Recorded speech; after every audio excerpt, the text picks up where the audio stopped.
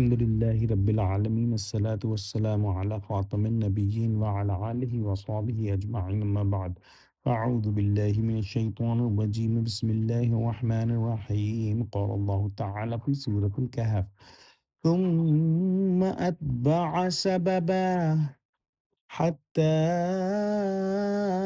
إذا بلغ بين السدين وجد من دونهما قوما لا يكادون يفقهون قولا قالوا يا ذا القرنين إن يأجوج ومأجوج مفسدون في الأرض فهل نجعل لك خرجا على أن تجعل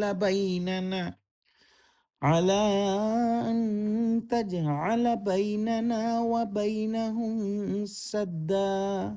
ترجمہ: پھر اس نے ایک اور سامان کیا، یہاں تک کہ دو دیواروں کے درمیان پہنچا تو دیکھا کہ ان کے اس طرف کچھ لوگ ہیں کہ بات کو نہیں سمجھ سکتے۔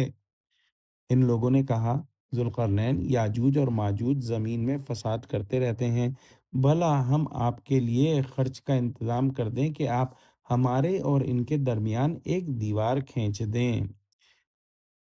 یہ تیسرا سفر مشرق و مغرب کے سوا کسی تیسری جہت میں تھا۔ مفسرین نے عموماً اس کو شمالی سفر کہا ہے، قرآن و حدیث میں اس سفر کی تصریح نہیں۔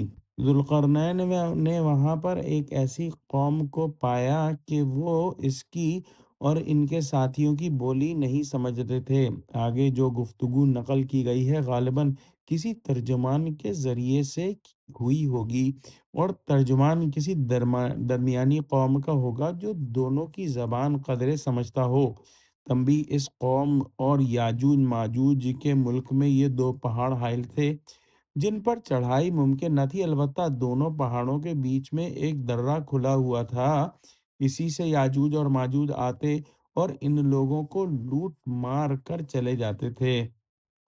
جب ذوالقرنین اس قوم کے پاس پہنچا اور ذوالقرنین کے غیر معمولی اسباب و وسائل اور قوت و حشمت کو دیکھ کر وہاں کے لوگوں کو یہ خیال ہوا کہ ہماری تکالیف اور مصائب کا سدباب ذوالقرنین کر سکتا ہے، اس لیے گزارش کی کہ یاجوج اور ماجوج نے ہمارے ملک میں اودھم مچا رکھی ہے، یہاں آ کر قتل و غارت اور لوٹ مار کرتے رہتے ہیں۔ آپ اگر ہمارے اور ان کے درمیان کوئی مضبوط روک تھام کر دیں جس سے ہماری حفاظت ہو جائے تو جو کچھ اس پر خرچ آئے ہم ادا کرنے کو تیار ہیں، چاہے آپ ٹیکس لگا کر ہم سے وصول کر لیں۔ یہاں ایک بات اور سمجھنے کی ہے کہ یاجوج ماجوج کون ہیں، کس ملک میں رہتے ہیں۔ ذوالقرنین کی بنائی ہوئی جو دیوار تھی، آہنی دیوار، وہ کہاں ہے؟ یہ وہ سوالات ہیں جن کے متعلق مفسرین و مورخین کے اقوال مختلف رہے ہیں، اور یہاں پر ان کی بحث مکمل کرنا ممکن نہیں۔ دعا کرتے ہیں کہ اللہ سبحانہ و تعالی ہم کو قرآن کا فہم عطا فرما، ہم کو سچوں سے جوڑے، ہم کو صراط مستقیم پر قائم فرما دے۔ یا اللہ مسلمانوں کی مدد کر، یا اللہ مسلمانوں کو متحد فرما، آمین۔